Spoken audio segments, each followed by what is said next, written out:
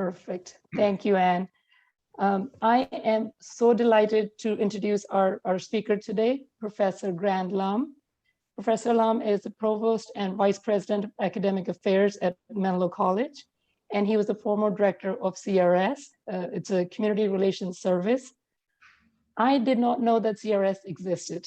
I happened to see a program at Hastings where Professor Lum was talking about his book, America's Peacemakers. I saw the program and I started reaching out to people saying, how do I get in touch with him? Because I want him to do the program for us as well. And not just as a mediator, this was just from a history's point of view as well.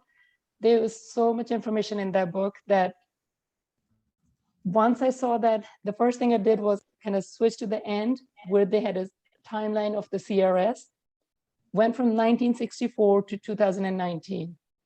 Every single event you can think of, CRC had a hand in it. They had some sort of impact in it, to the point that I was born in India. I'm a Sikh, religion-wise. So I said, let me see if that even comes up. Most people don't even know what Sikhism is. Lo and behold, it's mentioned in the book. It's mentioned the Oak Creek, Wisconsin incident. And I was blown away. We had no idea that mediators and people are working with the CRS are involved with our communities to that extent. So with that, I am excited to turn the program over to Professor Lum. And I think Professor Lum had mentioned that if you have any questions, you can speak up, or if you don't feel comfortable, you can put it in the chat and we can read those questions at the end. So Professor Lum, it's all yours. Thank you very much, Commissioner in Waiting Shoker, and thank you, incoming Chair Sheg, as well.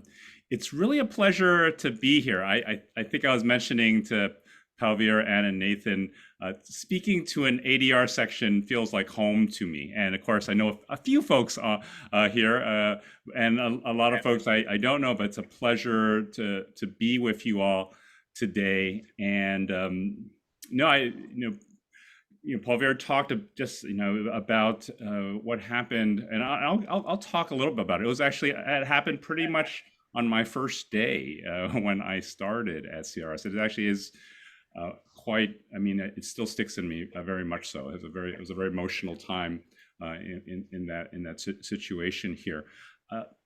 Just a few, maybe a little bit. First of all, thanks, Palvir, for buying my book. I very much appreciate that. I hope I can encourage some of you here, and Palvir did a terrific job in the sense that it's astounding. If you looked at, from 1964 to 2019, CRS had involvement in many of the civil rights disputes in that time. And I'll talk a little bit about some of them, but really just touch on that.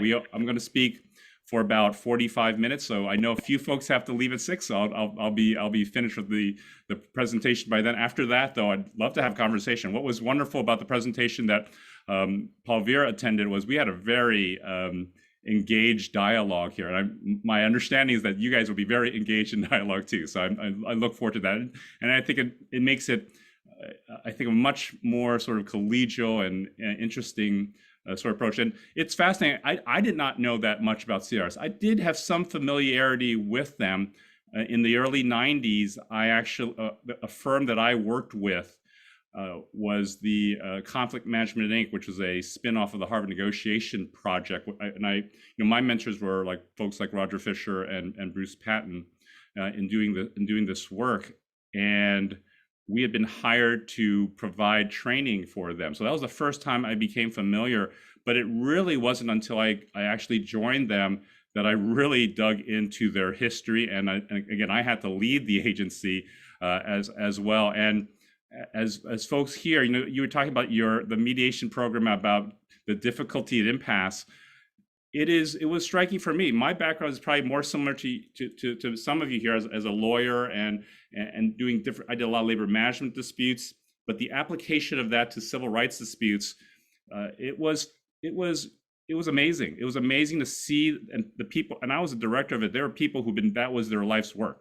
These are people who often operated not in the limelight, and I was really proud to actually write a bit about them to bring them out into the light a little bit, because they were working without any publicity, totally confidentially, and yet they've actually, in some way, sometimes small and sometimes very significantly, changed the course of American history, American civil rights history here. So I think with that, I'll just start with on the presentation. At a few times throughout, I'll pause because there may be some times to take in a few questions. I know my understanding is that you're a talkative bunch as well, so I welcome a little bit of that there. And we'll have at the very end 15 minutes to have a dialogue here. I just put up the PowerPoint. Can everybody see that? We're all good there. Terrific. Yes. So. Yeah, the title of the book is America's Peacemakers, the Community Relations Service and Civil Rights. It really is about that idea of, the advancement of civil rights, of social justice in this country during the civil rights era to today, and also the application to advance it of the use of conciliation and dispute resolution approaches. And I think it is a quite striking story here. I want to be clear. I wrote the second edition of this book. When I started, I tried to find whatever I could read about the agency, and there had been one book written by Bertram Levine, and he had worked at CRS since the 60s through the 90s. He had worked there quite a long time and rose through the agency, and that's when I got blown away by what CRS had done, and really understanding the work that Boston Public Schools and desegregation at Wounded Knee. I mean, for those of you there, I'll talk a little bit about Skokie, Illinois. Since many of us are, I'm assuming many or if all of us are lawyers, but there's a Supreme Court case, right? The town of Skokie, and what this free speech that, it applies even to Nazis, right? The idea that even if there is a concern about violence, that if it's violence as a result of an action, that still doesn't preclude the ability to have free speech rights in that case. And that case would have gone very, very differently. Excuse me, not the Supreme Court case, but what happened on the ground would have been very different. So I'm very indebted to Mr. Levine. He had passed away, and his sons were very generous in when I proposed the idea of adding the history after 1989. There's a picture of Mr. Levine. One little funny note is he shouldn't have done this, but he took the files from CRS to write the book. After he retired, he took all the files home with him. And one day, I think after he wrote the book, folks from the U.S. government came to his house to bring it all back. It's quite the interesting story. So, I mean, at one level, we're thankful, and at one level, he did something that was a little bit of a no-no in order to. And the funny thing was, one of my law school classmates had been in the Department of Justice, and when I told her I wrote a book, that was the first question. She worked in the HR department. She said, "You don't have anything that you shouldn't have, do you?" And like, you should have congratulated me on the book first. I mean, but she was really like, "No, Grande, did you do anything that you shouldn't have done?" She was a good attorney, right? in terms of, and that was a challenge. Partly is a lot of this was not on the public record, right? Everything had to be confidential. So there, a lot of what I pulled from the public record in order to write about it, or I interviewed people, right, who did that here. And I'll talk a bit more about that as well. This photo may be, and by the way, I use many photos here. Many of them are actually not in the book. I have a whole different set of photos. What I use here are going to be photos that many of you have probably seen. This was from the New York Times in 1963 from Birmingham. It was like today's Twitter, like today's social media, where viral videos of George Floyd changed the country and changed the world.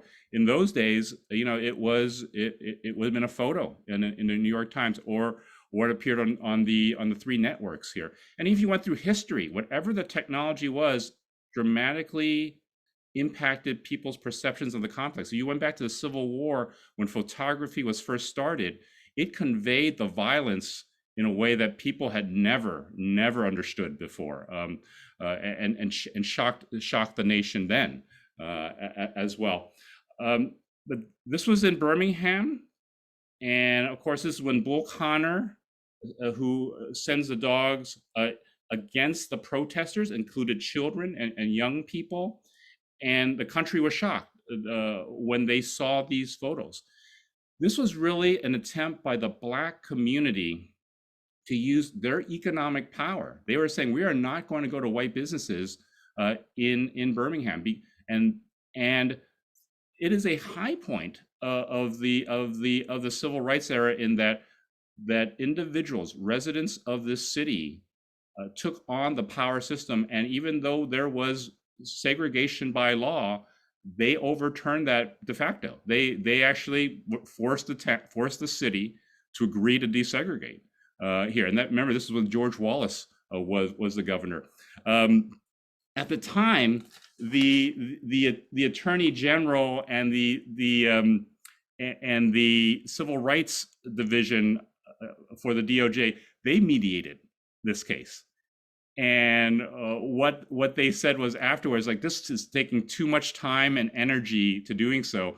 It would be better if we had a separate mediation agency to conduct that. And that was one important piece of why the Community Relations Service got started, was because this was a successful mediation, but the Department of Justice felt like it was taking too much away from their work.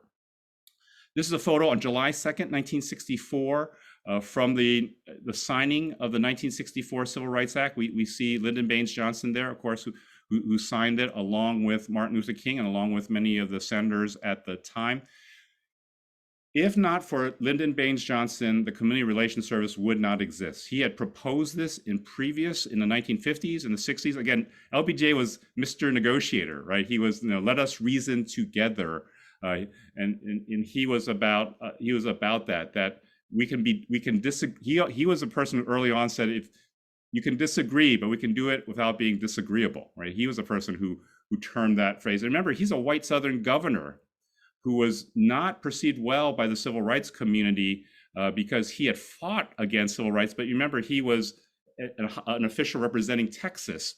But when he became president, it changed. For a number of reasons. Justice Arthur Goldberg, who was an attorney, and he was the one who wrote the legislation to create CRS. It was patterned after the Federal Mediation and Conciliation Service. So dispute resolution, as you all know, grows and becomes a field, in terms of for lawyers and for the courts.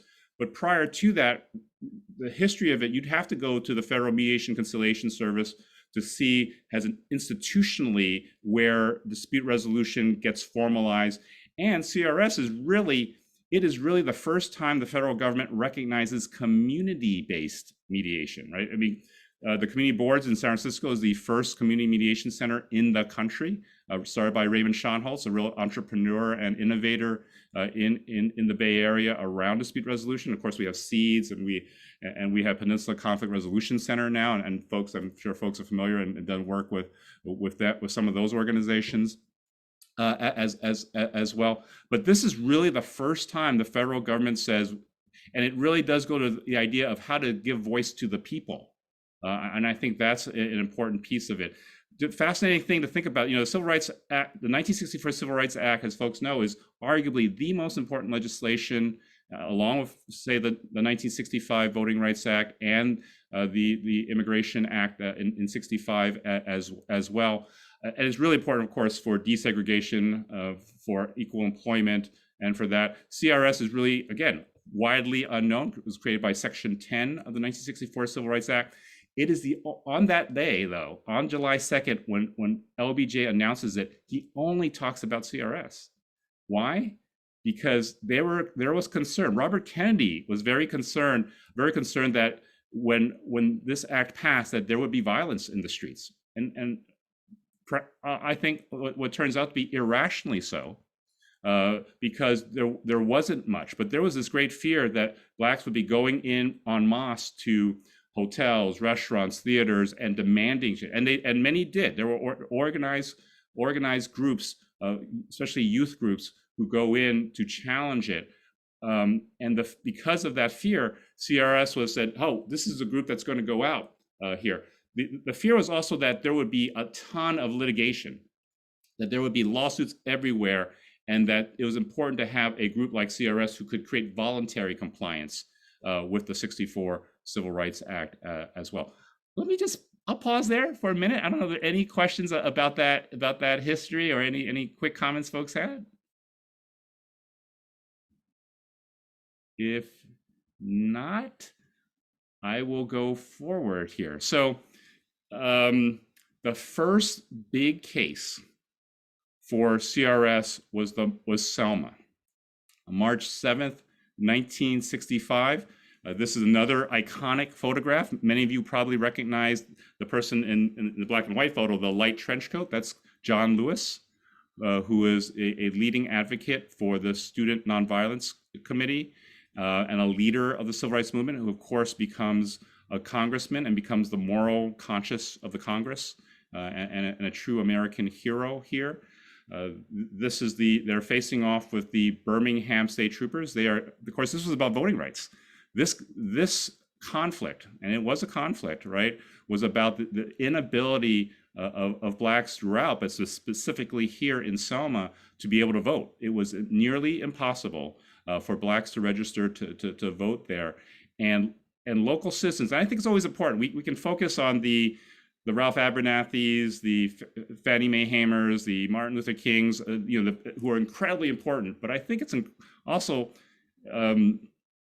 really important to recognize the people from those cities themselves who had a lot more to lose were putting their lives on the line to do this as well. Amelia Boynton, and I'll talk a little bit more about her later, was the local civil rights leader, and she was the one who led a lot of the work locally in Selma, for example. As you know, on that day, it was called Bloody Sunday. It was a horrible tragedy. The state troopers started attacking, and John Lewis gets his skull fractured. 84 people get injured. I believe 26 people go to the hospital. The nation is outraged over that. And Lyndon Baines Johnson specifically sends the Community Relations Service to prevent further bloodshed. After that first march, he goes there. Some of you may have seen the movie Selma, and certainly many of you are familiar with the history of that.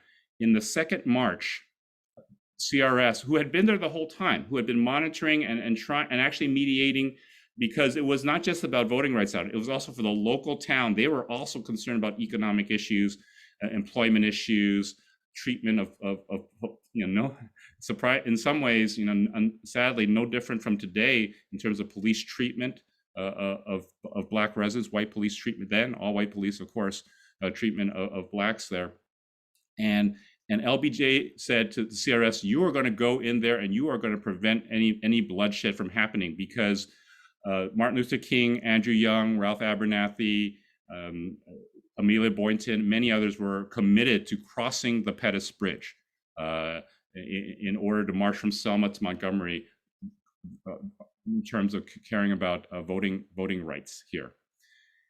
And it's depicted in the movie. The climactic scene in the second march is where King leads the congregation across the Pettus Bridge. I was there for the 50th anniversary. I should have brought a picture of that when President Obama was there. There's an iconic photograph you might have seen where Obama is with John Lewis and they're all walking across the bridge. There's a woman in a wheelchair there, and that's Amelia Boynton. She was 101 years old going across the bridge at that time. But in March of 1965, it was a much more dangerous scene.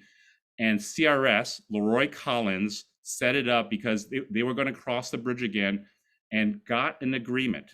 Not a very tenuous one. It wasn't a clearly committed one.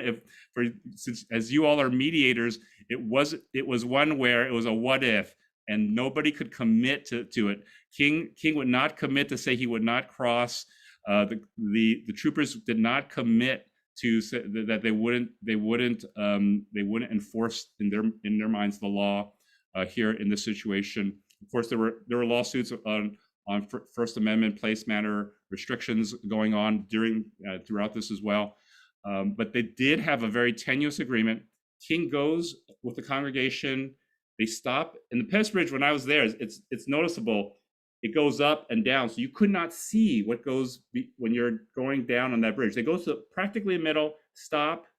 They start singing "We Shall Overcome," and shockingly at that moment, and it's depicted in the movie, they turn back. What the movie does not show is that the state troopers had actually fallen back. They had decided that they did not want to engage as well, but CRS made a difference in terms of what happened to peace there. This was at the third march, and John Lewis, Andrew Young, Martin Luther King, Coretta Scott King, and Ralph Abernathy are pictured there. The white man in the middle is Laroy Collins. He was the first director of the Community Relations Service. He was the former governor, a very progressive at the time, a very progressive governor from Florida. He had become director of CRS. After on this, and they go through safely, and they talk about how, and Collins says, there was a lot of tears shed, but there was no bloodshed. Little side note, the photo appears in Florida newspapers and says he was marching with the protesters, which was not true. He was there as a mediator there. He runs for senator a few years later. This photo is plastered on billboards and handouts by the Republican candidate. And he had gotten, at that point already in Florida's history, too liberal for Florida. And he did not win that election. And Collins always said he thought this photo is what caused him. He never regretted it. He never regretted what he did. But that little side note, George W. Bush was a campaigner in Florida, handing out this picture as well. So it was very dangerous for CRS. You can imagine going into the Deep South as a mediator, maybe more importantly, going in as a Department of Justice, a federal law enforcement official. They often carried guns. For their own safety. Here you see LBJ. This is the swearing in of the second director, Roger Wilkins. You may be familiar with the name Wilkins. His uncle was Roy Wilkins, who was a high-level official within the NAACP here. And Roger Wilkins was the most visionary and was the most civil rights minded. He actually was little concerned that why are all these, he was early on, most of the mediators were white because they were going into the South and they were trying to persuade often the white power structure here. He was the highest ranking Black official in the Johnson administration. He was a lawyer. I want to see this and he had been a litigator. When he was at Watts, he was traveling with Cyrus Vance, who later became Secretary of State because of the riots there. It was always very dangerous for Wilkins when he went into these situations because they would put a gun to his neck, they would have him face down. It was, again, disgraceful treatment of a person who was a very high for anyone, but it was certainly one that had happened to him. A little side note: LBJ hated Robert F. Kennedy, as we know, and Roger Wilk. And so at this ceremony, he didn't. I may not have this right. He didn't want Kennedy there because he didn't want to see Kennedy. He didn't want him to be seen as from New York because I think Roger Wilkins was from New York. But they were always battling, even though they were on the supposedly the same side here. Here is a photo of a CRS mediator, not famous by any stretch. Here, his name is Richard Salem. He had worked at the Small Business Administration. He worked on some of Lyndon Johnson's war on poverty issues. He joins a CRS. Again, these are people who I think I wanted to highlight, and their stories are quite amazing here. He'd worked at the Chicago office. He was actually he was very involved in ACR and the predecessors of the Association for Conflict Resolution, worked in South Africa after he retired, but he was also involved at Wounded Knee in the resolution of Wounded Knee after the American Indian movement took over. He was also involved at Kent State in some of the issues, as we remember the Vietnam War protesting as well in there. But the situation I want to talk about today is the Skokie. For those of you, I'm not going to pinpoint who was around in the 1970s, but this was in the 1970s. He headed the National Socialist Party of America. Sounds, again, named after Hitler's party, the Nazi Party. It never was very big. I mean, he kind of looks kind of scary in this picture, but the group was never greater than 28 people. He was actually in person, somewhat wimpy in that way, but we might forget about it, because we live in the bias of the present. But there was a lot of violence in the 70s, right? There were more explosions in the 70s, more bombings in the U.S. than in any other recent decade, as an outgrowth of the civil rights movement, the Weathermen, and certainly Nazis. They had conducted several murders, several horrific murders in the 70s. As well. He had tried to protest. He had focused on Chicago. He had worked with white ethnic families because they were concerned that blacks were moving into their neighborhoods, and there was that was of course a larger story as well. So he came there to support that. He wanted to do a protest in Marquette Park in Chicago, was refused, said you had to give a $250,000 insurance in order to do so. He started going to court, got the ACLU to be his attorney, which is, if you follow the ACLU, there's controversy over that today, of the ACLU's speaking on behalf of free speech. Here's what becomes interesting. He then sends letters to all the suburbs of Chicago in order to have a rally there. Only one city responds, Skokie. If the city manager had not and said, no, you can't, basically city manager of Skokie said, you can't speak here. And then he says, well, then I want to speak there. And as some of you may know, Skokie was at the time, had the largest concentration of Holocaust survivors in the country. And then this becomes a conflict in waiting. And we think about things that have happened today, like Charlottesville and all that. It was as big, if not bigger. The idea was that there would be a huge counter demonstrators by Jewish organizations, including groups called the Jewish Defense League, and others. There was violence threatened against Frank Collin and others. Legally, what was interesting, ACLU, the attorney was a man named David Goldberger, who I got to know actually because I worked at Ohio State and he was a professor at Ohio State. He was Jewish, fighting for the right of a Nazi for free speech. Interestingly, Frank Collin was also Jewish. His background was, he was actually also part Jewish as well, as was Richard Salem in this case.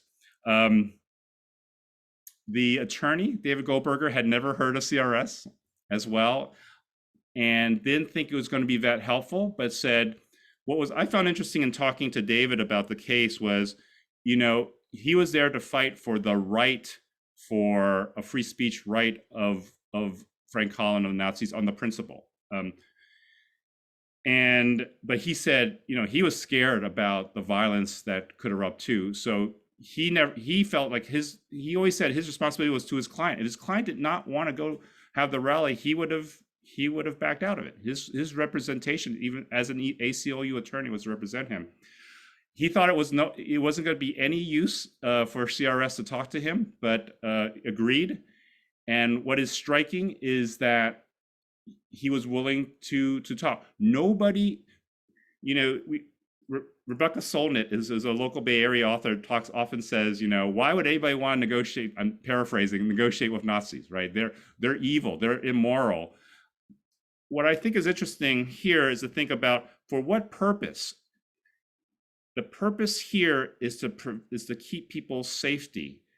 That's the goal. The goal is not to agree or compromise as to someone's values or to what's. And I think that's interesting. The question that I remember when I got interviewed for the job was they asked me whether I would be comfortable working with extreme right groups, and I said if it's for the purpose of safety, yes, not for the purpose of compromising anyone's values here. And because nobody was, no group, no local officials, no state officials, no Jewish civil rights leaders were willing to talk to Colin. CRS, Richard Salem, and Werner Pedersen, the other part of the CRS team, did so. They played a shuttle diplomacy role between all the parties. And at what they talked about, interestingly, and it'd be interesting as you as mediators, how you think about this, they kept using what if scenarios. Well, what if something happened? Well, what if we did this? What would you do? What if we could reduce the tension here? What if you could do a rally in Chicago? Those were the questions that I think Salem always said unlock this case. He also said this. He also said treating him as a human being made a difference. He says he spending time talking about 30 minutes one time talking to him about how bad the weather was and how his family were doing, he thinks build trust, because again, everybody despised this guy. And Dick Salem always felt like by just treating him as a human being in that moment made a huge difference, because when it came down to it, what I think people didn't realize, two things.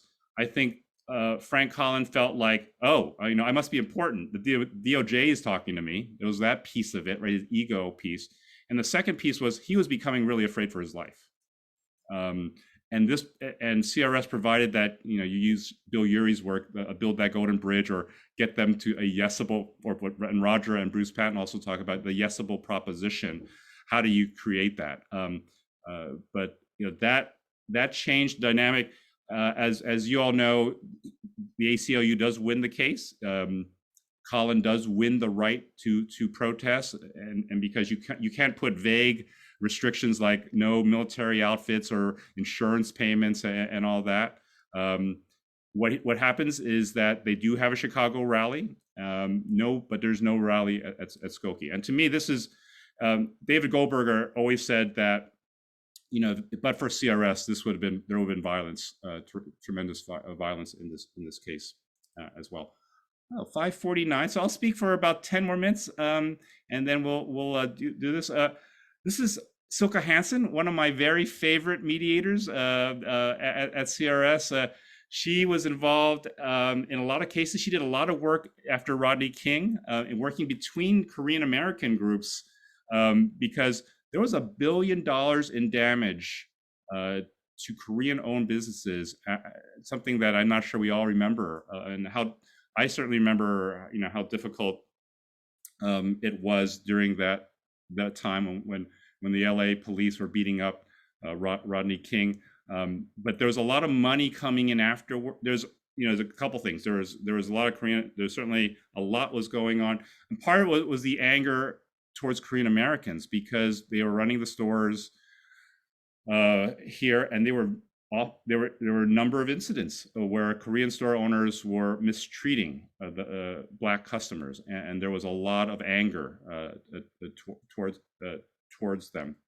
The case that I want to talk just really briefly about was the Boston Public Schools. For those of you who remember that time, that was a highly charged, highly turbulent time. I certainly remember being in San Francisco and being involved in seeing the desegregation that happened at that same period. I was in school during that time where kids were being bused all over the city. I went to school in Chinatown, San Francisco, and I certainly remember for the first time kids were being bused all over the city, and Chinese American kids lost this year of school, kind of like what happened last year here around the pandemic, because they refused to be bused.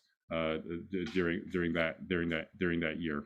It was incredibly violent, incredibly explosive in Boston. There were lots of absentees. Judge Arthur Garrity, who you may remember, who was the judge of this case, enlisted CRS in order to keep the peace.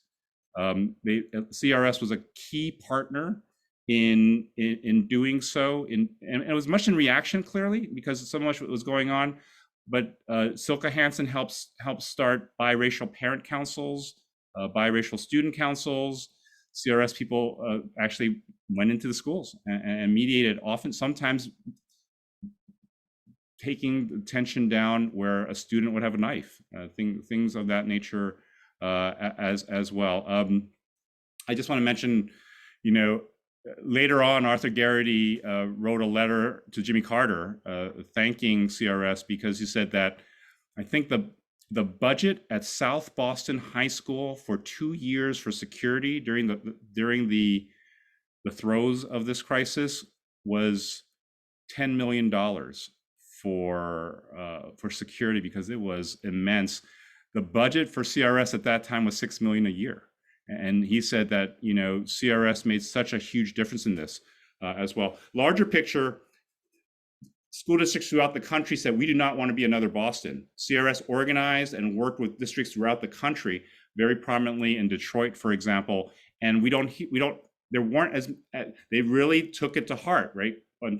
And the segregation, while very, very difficult, and still is today in some ways, it made a difference. They applied what they learned. They were more preventative, and they used what they learned at Boston. And CRS worked with school districts throughout the country in doing so. This is Thomas Battles, and he was a mediator I got to work with when I was the director here. And he did amazing jobs in a number of places, in Sanford, and in the Elian Gonzalez case. That's one of my favorite cases. This case has been almost not written about whatsoever, and I really opened up what hadn't been told, that how much mediation, how Elian there was almost a mediated settlement in that case, and I was very happy to write about that. And by the way, what I think is great, I hope you read the book, is because there are a lot of stories, and it moves very quickly, and it tracks the civil rights, and you see a lens that you would not have seen, otherwise here, and especially for those who are mediators, to see this in play in all these different situations. For me, as a person who's made dispute resolution my life's work, right? It was astounding to see both that, and also to do it for 4 years, to lead the agency for 4 years as well. This is the photo, and we might have seen it on. I think I saw it on CNN Live, or some of this. That was pre-social media. What would I want to say about this case? It's, again, quirks of history. He gets picked up in November 1999, if I have that date correctly. 4 days before Thanksgiving, gets picked up by two fishermen. One of them is pictured in that photo. They pick him up. They are coming from Cuba with the mother. Nearly everyone passes away. Elian, who is 5 years old at the time, is on an inner tube, gets rescued, gets brought in. This would never have been the case, but for the fact that at the time, it was because it was so close to Thanksgiving, the policy on that time for refugee children was to be brought in within a facility of the Immigration Naturalization Service, and I should say would have been turned over to the Community Relations Service. Actually, it was supposed to go to the agency that I worked with, but the Coast Guard figured it was Thanksgiving, so they turned him over to Miami family members there. If that had not happened, this case would never have come out, interestingly enough. Thomas Battles had worked in Florida, had grown up there. arranged meetings with the grandparents to come see Elian. Jesse Jackson gets involved as a mediator. Senator Robert Menendez gets involved. Janet Reno was the attorney general at the time, had just come off the Branch Davidian case. If you remember that case where many people got killed, and you could tell that this affected, I mean, there's actually very little written about that, but it clearly affected how she saw this case, in my opinion. She did not want violence. It went on for quite a bit of time. They almost got an agreement. It was going to involve the alien could go back and forth. The family could go visit him. There would be outside monitors, clergy, as well. Ultimately, and it's really dramatic in the case here, Janet Reno is negotiating with a team representing the family, and she says to them at 4:58 a.m., you have 5 minutes to make a decision here, not 6. But afterwards, the negotiators later shared, and it was all public record, so I pulled this all out of newspapers. They thought it was a negotiation tactic by Reno, that she was bluffing, but she was not. And at 5:10 a.m., this is what happened. They came in and they took him out. So it was very, very close. But you can see why Elian's family did not want to do it. The Cuban-American relations, it became so politicized. There were thousands of protesters involved in the case there. Janet Reno, I think folks know, she was probably the biggest supporter of dispute resolution of any attorney general in history. She took training from Carrie Menko-Medal in mediation. She actually brought her team in late at night to do it. She started the Office of Dispute Resolution at Department of Justice. She was hugely supportive of the Community Relations Service, hugely supportive. Involved CRS in the Black church burnings that happened, and CRS led that work in the South. I'm not going to talk about it here. I can talk about it maybe in the last 15 minutes. But that's the team that worked on the church burnings in the South in the 90s under Janet Reno's leadership there.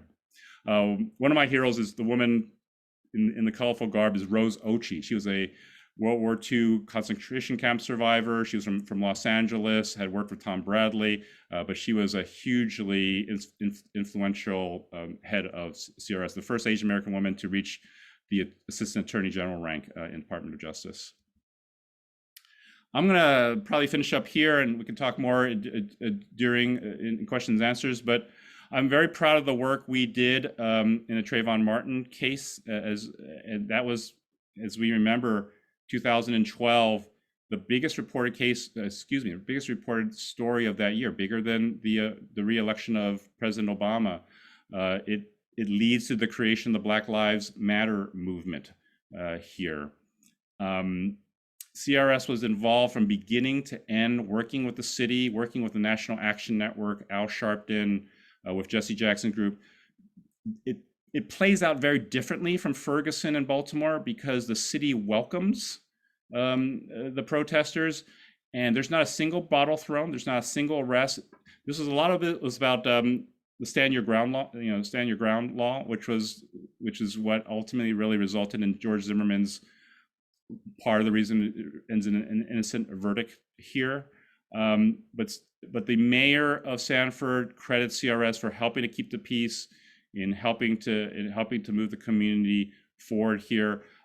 We also mediated Governor Rick Scott, a student protest group called the Dream Defenders takes that over. CRS also mediates that as well. A bigger part of the story, I think, is also that helping the city heal and helping the city recover economically, culturally as well, and CRS played a role there. This is from Ferguson. I was there with the Attorney General. This was like 10 days after Michael Brown was shot. The one thing I remember is this was at the time, Attorney General Eric Holder said this is the hardest decision he had to make as the looting and the crime continued over days, to whether he should go or not. President Obama was not going to go, and he made that decision to go. because CRS, we were the first agency on the federal agency on the ground. We organized 4 meetings for him in the day within 48 hours. And that was a huge lift. I facilitated a town hall with him in Ferguson. And I remember him at that one, I think it was the first time he said, I am the Attorney General of the United States, but I'm also a Black man. And I had been stopped several times when I was a young man in New Jersey Turnpike here. And that's what he was saying in that picture that you see here. We arranged meetings with clergy. We arranged meetings with young people. He made a couple of speeches that day. And I remember being very, very afraid that night of what was going to happen, because we had seen crime for all the earlier days. And that was the first day that the city and the town were quiet. It was, there's much more to that story, but that part I will not forget in terms of what happened, in terms of the work that we did there. Palvier mentioned this earlier about Oak Creek, Wisconsin. This was in 2012. And this is when there was a shooting at a Sikh Gurdwara in Oak Creek, Wisconsin. I remember it was my first day was that Saturday. I was flying to meet my team for the first time. And as I walked by the monitor at SFO, I saw that the shooting had happened. And I was flying out there. And when I got there, I saw the team in action. We had worked a lot. CRS had worked a lot post the 9/11 in terms of anti-Muslim, anti-Sikh, anti-South Asian violence, and had worked a lot with Sikh civil rights groups on that, had created videos, had created trainings, had worked on security issues. So we did quite a bit of work here. We actually ran a town hall with the U.S. Attorney. There were concerns about a second shooter. There was concerns about copycat violence. I worked with the First Lady in preparing her for her visit to Oak Creek, to understand the Kirpan, to understand the cultural rituals and the culture of the Sikh followers as well. Systematically, I think it's important to recognize I was incredibly in awe and inspired by Harpreet Singh, who's the child of someone who was killed there.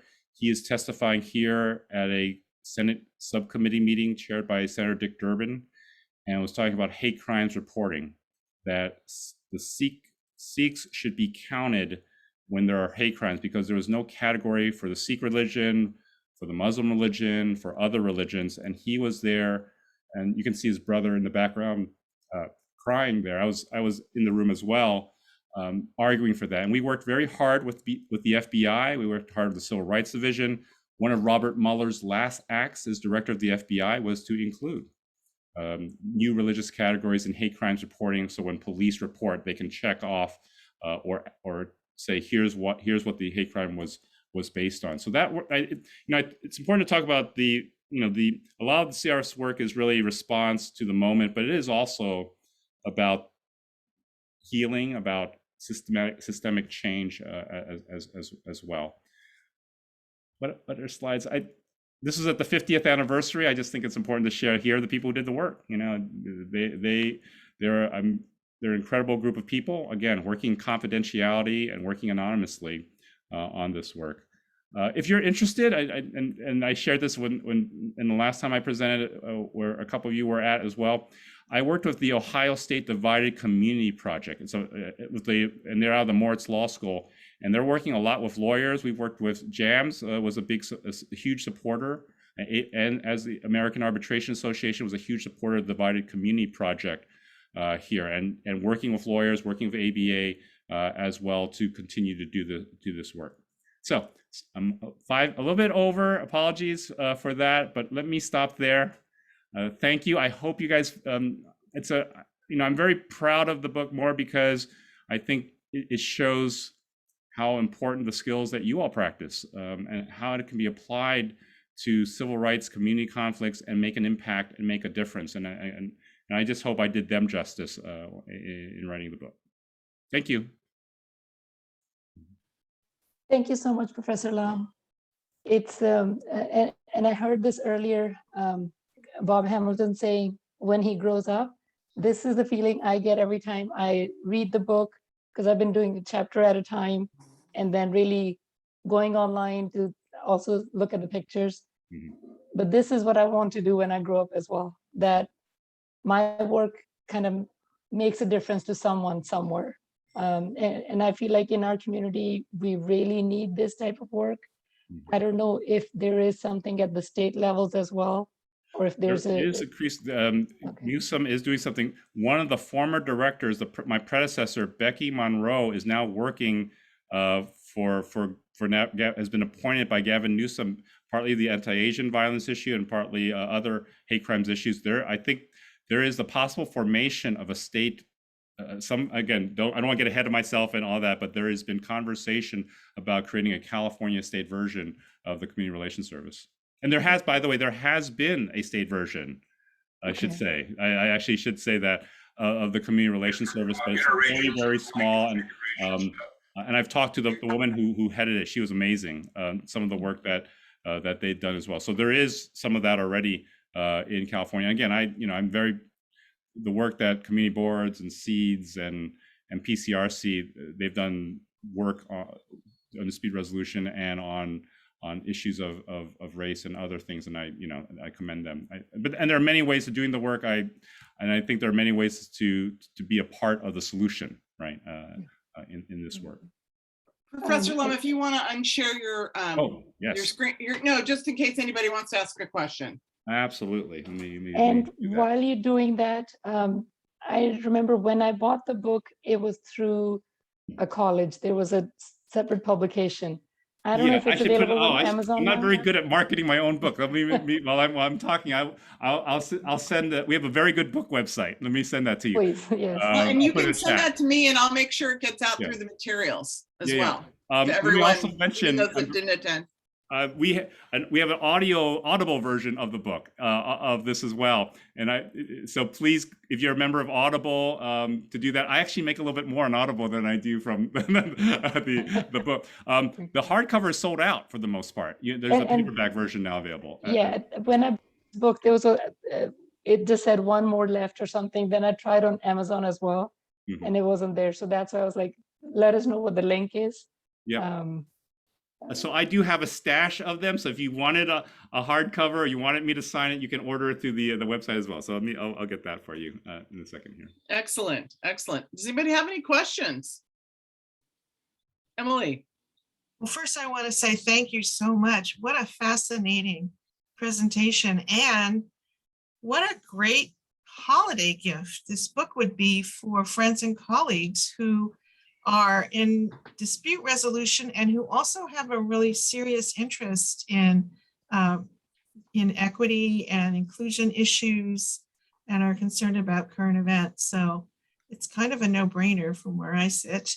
I'm sort of checking through my head all the people that I would love to share this with and who would really appreciate it. And it sounds like a good kind of gift book, because you can read it chapter by chapter, each story. So you don't have to feel bad if you can't get through the whole thing in one night. Yeah. My question is, I might have missed it. I'm a little vague on this program. It's part of the Department of Justice, I gather.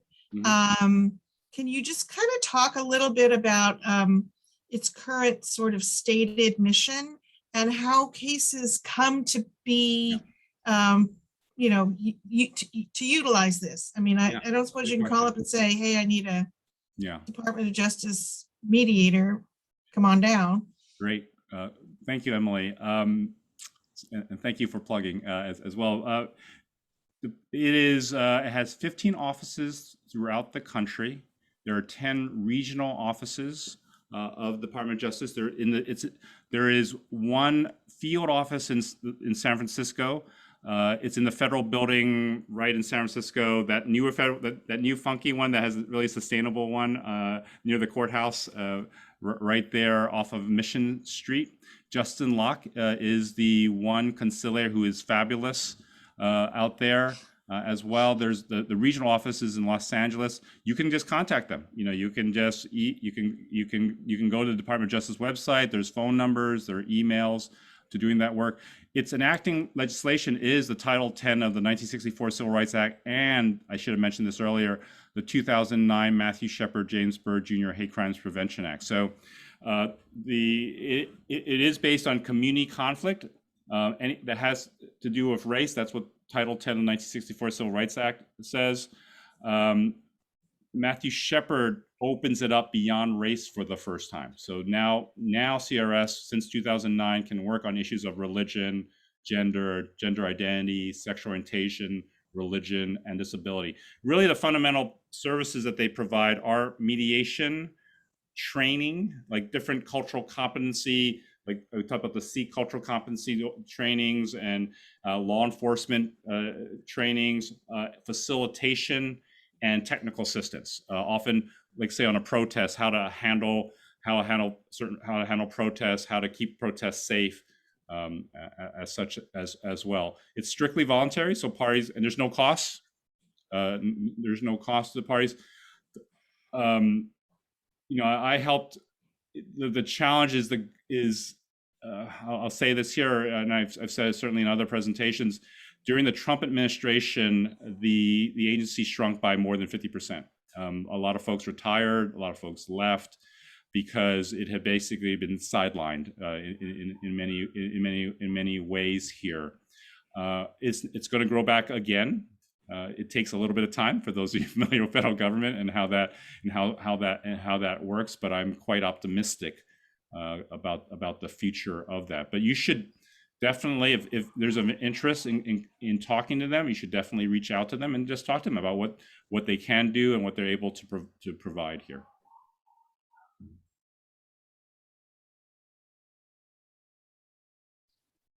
Thank you. Any other questions?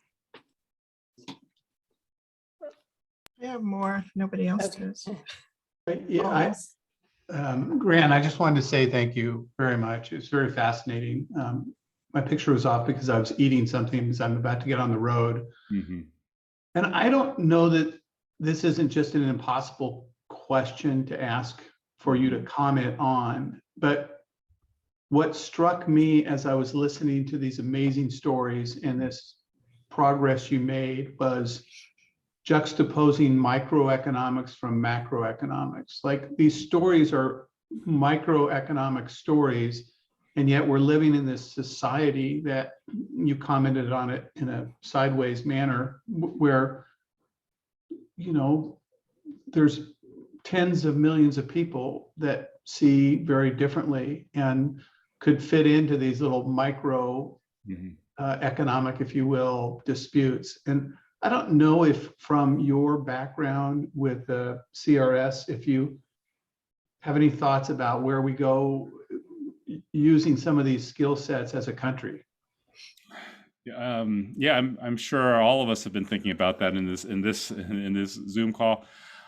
There's a lot of groups thinking about it, right? In the democracy space, Braver Angels and Search for Common Ground has started, and that this international peace work has now created an American version of it. I think those are important, but Thomas, I mean, you're right. A lot of this is structural. I still think these skills make a difference. It is still useful to really understand someone when you disagree with them versus it's so easy to become righteous about one's perspective here. And can we seek understanding? I still think fundamentally we have to do that. And also, I'm doing I'll tell you a little bit of how I've thought about this. I'm doing a little bit of work with something called the Rebuild Congress Initiative and trying to get Congress to, and we know that, like, just in that example, structurally, what congressional members are incented to do, right?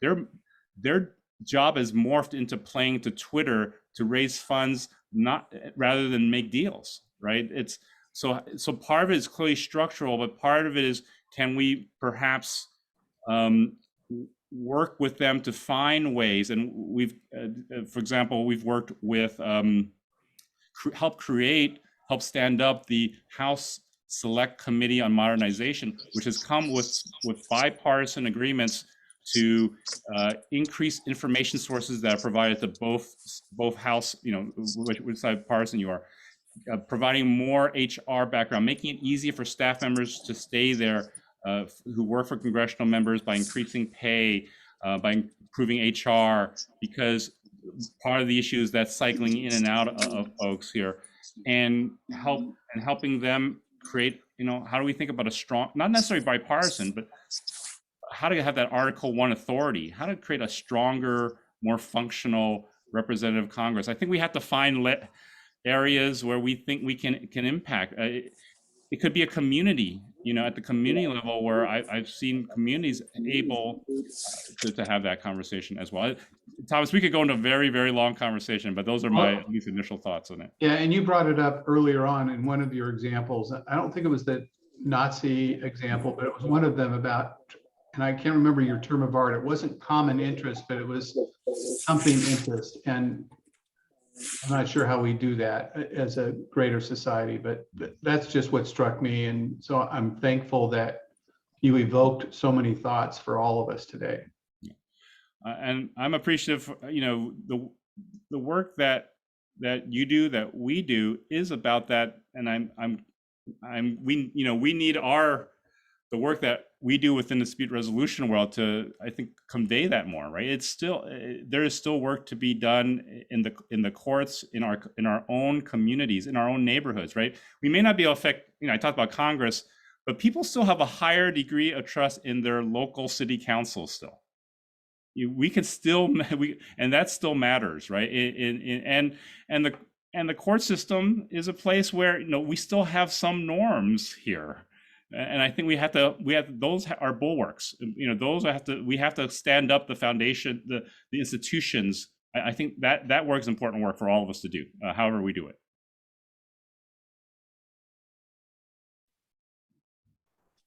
Any other questions?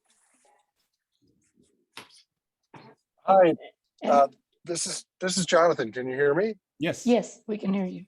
Hi. Sorry, I had to move my car. I'm at the office in Oakland. I had to get my car out of the garage, so I'm driving right now. But I missed about 5 minutes there. I just wanted to say I really enjoyed your presentation. It's great to meet you as an alum of DOJ. I'm currently a DOJ employee. I'm an assistant U.S. attorney here in the Oakland branch. That's great. And I'm really interested in this topic of negotiating with so-called evil, how to figure out when negotiation is not appropriate. It's not a real popular topic among mediators. But in the negotiation class that I teach, one of the examples we use for the students is the Munich Accords, where Prime Minister Chamberlain came back from negotiating with Hitler and he was hailed as a hero, the greatest peacemaker of his time. And I think we can all look back in hindsight and say those accords were probably not the great agreement that they were hailed as at the time, considering what happened next.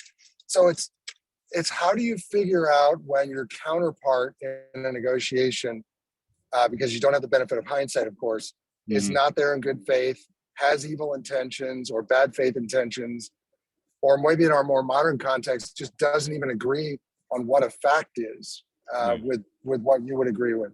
Right. It's just a very interesting subject. I don't have any simple answers, but I really appreciate that you raised it and that we explored it in the presentation. I'd love to know more about that. Yeah, those are questions that we have to ask, because I think our profession we're being challenged here, right? Because it's like, which side are you on is often the question of the day here.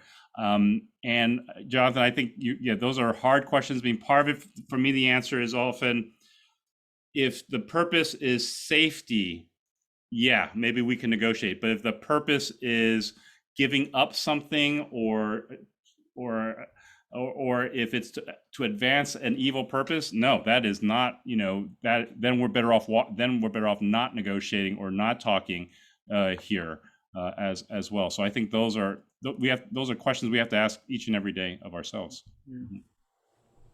Malcolm, did you?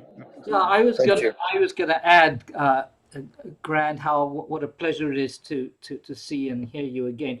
But I think you also might add to what you just said, compromising of basic moral values. If what we're being asked is to lower or compromise what people might consider as basic moral values in order to make a deal with the devil, so to speak, then that's that's what I'm also hearing you say. Oh yeah, absolutely. More that's the red line, right? It's not, if I need to compromise my moral values, there is no go here. I think that's an important piece.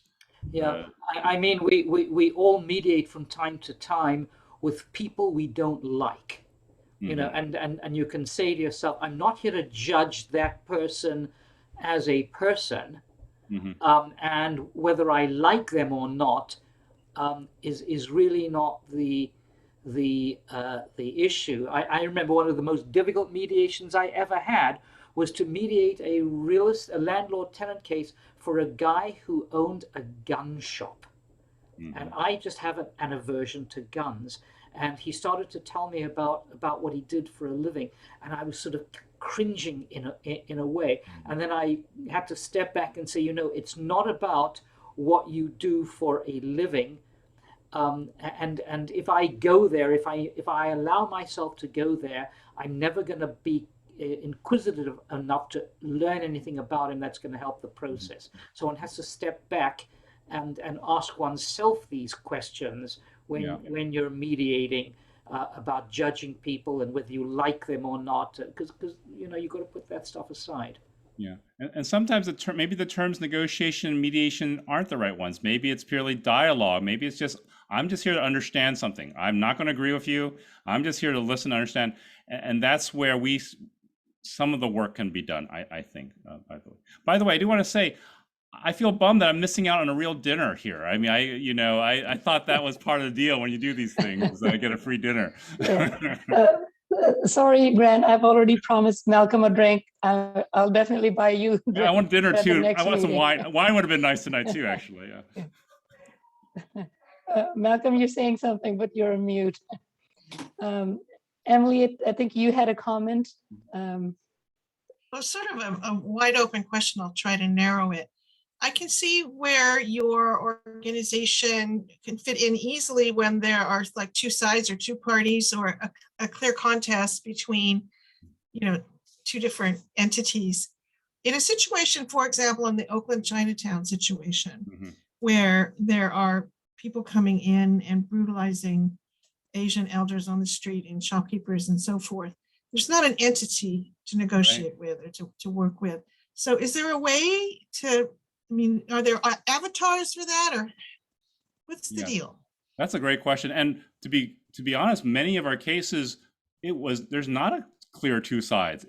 I think part of the real art and science of the work, what I marveled at are what we call their official titles were conciliators. They weren't officially called mediators, they were called conciliators, so I'll use that term, is that because they knew the areas and they knew the people, they could figure out who should be at the table. It's a very complex situation. I mean, I remember working in Baltimore after Freddie Gray, and you're working with the mayor's office, you're working with black ministers there, who's on the ins, who's on the outs. There's a lot of jockeying. It is a very complicated question, but I think it goes to what's your objective here?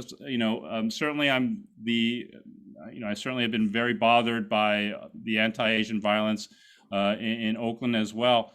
I think there are people in Oakland, whether they're nonprofit leaders or community leaders or law enforcement, who you figure out who should be in that room to have the conversation, who has the credibility, who has trust, who has access. Right? I didn't originate this, but those things matter, right? Access, credibility, and trust. I think understanding that and then formulating who should be in that room, who can make things happen, it matters. It is, and so there, it got very controversial, right? Because some people were concerned about let's punish those people who are doing this, and then others in the Asian American community who said, no, this should not be about vengeance here, right? That's not the goal. We should also use this as a time to build alliances. And I certainly knew both Asian American and African American leaders who used the opportunity to work together to figure out some cross-racial issues and to figure out coalitions of doing this. How do we increase safety? The escort programs. How do we do this? Because part of it, there's so much there.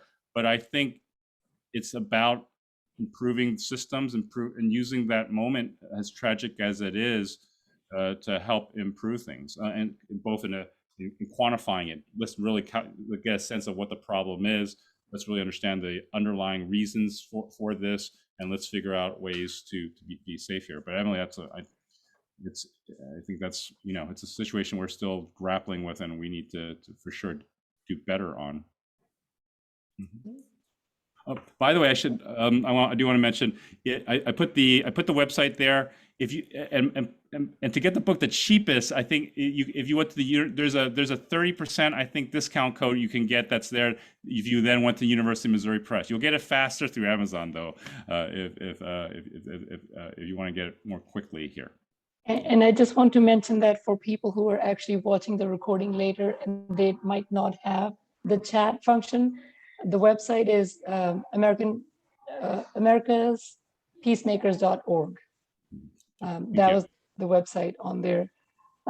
Thank you so much, Professor Lum. This has been an amazing program. And personally, this book has been, for me, when you get into the day in and day out of practice, you kind of get into your small bubble. And there are some hard days when you're like questioning the meaning of life because you haven't had a glass of wine yet, or maybe you had a glass of wine. And then you're like, why am I doing this? Why are people fighting over money? And why am I doing this for work? I'm not saving lives here. On those days, I just open the book at a random page.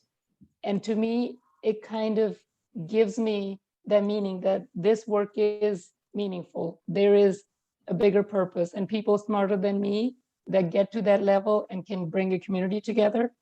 That's, skill building that I can learn doing what I'm doing now, and maybe one day get there. So I really appreciate that you put the work of those mediators and conciliators in a way that it gives people like me some sort of comfort that, hey, our profession is something to be proud of.